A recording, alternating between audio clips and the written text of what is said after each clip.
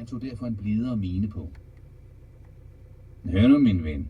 Det nytter ikke på den måde. Det er aldrig nogensinde sket, at kommandanten er kommet ned og har talt med en fange. Men vær fornuftig og tag deres gårdture, så ser de ham måske en dag og kan henvende dem til ham. Hvor længe skal jeg måtte vente på den chance? Det er sgu ikke godt at vide. En måned, måske 3, måske et helt år. Hvem ved? Det er for længe. Jeg vil tale med ham nu. De skulle holde op med at bore dem fast i noget, der er umuligt. Ellers